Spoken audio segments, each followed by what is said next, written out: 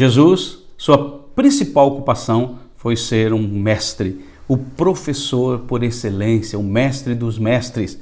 Jesus, ele usa uma oportunidade de formar pessoas, formar ideais, formar atitudes, transformar condutas de um povo em geral. Ele não se preocupou diretamente em sua própria vontade, aquilo que ele pensava, mas sim sempre fazer a vontade do Pai que enviou. Ele estava numa missão e ele não se desvia da sua missão nem para a direita, nem para a esquerda. Jesus, então, ele podia ter escolhido muitas profissões. Diante de uma tarefa tão grande que era estabelecer o reino de Deus, fazer conhecido o reino de Deus, cumprir as profecias do Antigo Testamento, Jesus agora diz que ele é o mestre. A sua maior ocupação foi o ensino. Jesus usa o ensino para proteger, para curar, para restaurar, para formar, para transformar. E a gente percebe que Jesus não era um pregador, não era um reformador, ou talvez um chefe. Jesus, na verdade, ele é um mestre. Ele diz dele mesmo que ele é o mestre. E com esse ensino ele vai revolucionar o mundo de uma maneira especial. Ele tem uma preocupação de ensinar. Tudo que ele estava fazendo e toda situação ele usava para ensinar, para trazer o verdadeiro evangelho, a verdadeira visão de Deus para aquelas pessoas, para que elas cresçam de maneira saudável. Porque o ensino, ele vai trazer exatamente essa perspectiva. Ele vai trazer a proteção de nós não sermos enganados, de não passarmos situações complicadas de sofrimento, mas o ensino ele vai nos ajudar a caminhar. Uma pessoa disse que se você acha que custa o ensino, imagine a ignorância. A ignorância custa muito mais.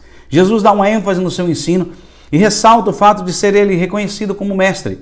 Na verdade, 54 vezes na Bíblia mostra Jesus como mestre, professor. A tradução da palavra é exatamente essa, professor.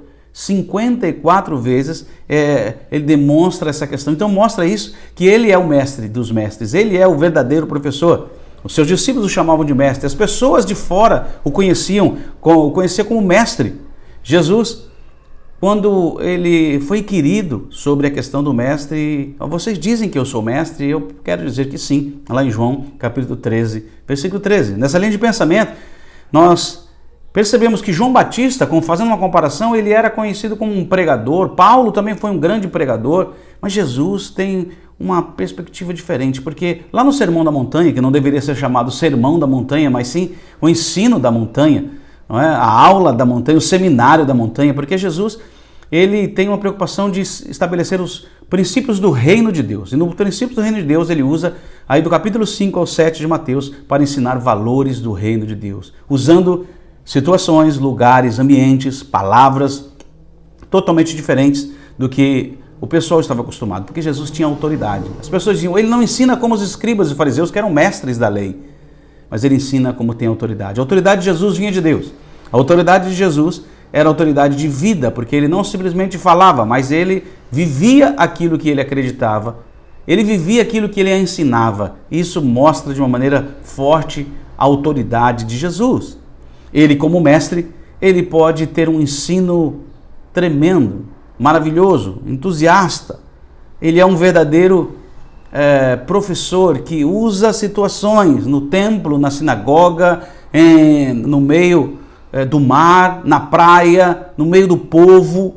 Em todas as situações, Jesus aproveita para ensinar, andando pelo caminho, como diz a tradição israelita, andando pelo caminho, ao deitar, ao se levantar. Jesus usa sempre situações, pega 12 homens e vai transformar o caráter desses homens, a maneira de crer desses homens, vai regular a maneira de acreditar e vai estabelecer uma nova maneira de acreditar. Homens que ninguém dava nada por eles, homens desvalorizados, homens rejeitados. Jesus transforma esses homens em grandes líderes que vão revolucionar o mundo. O evangelho chega até nós porque Jesus foi um grande mestre. As pessoas andavam com Jesus por toda a Galileia. E o que elas podiam receber dele? Ensino do reino. Galileia, Pérea, ali a região de Decápolis, Judeia. Jesus estava em todo o tempo numa atmosfera, num ambiente de ensino didático.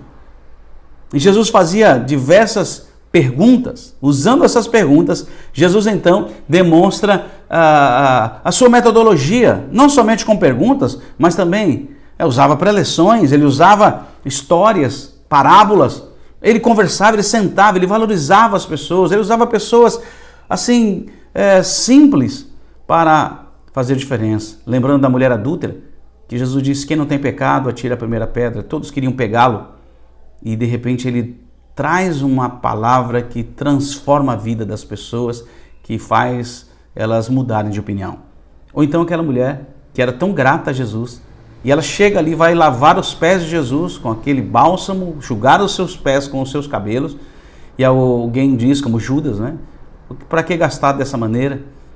Com uma motivação errada, com o coração preconceituoso, mas Jesus, de uma maneira tremenda, traz um ensinamento forte na casa de Zaqueu, em todos os lugares que ele estava, seja dentro de casa, fora de casa, qualquer lugar, ele vai demonstrar a autoridade do seu ensino, porque ele veio para ser o mestre dos mestres.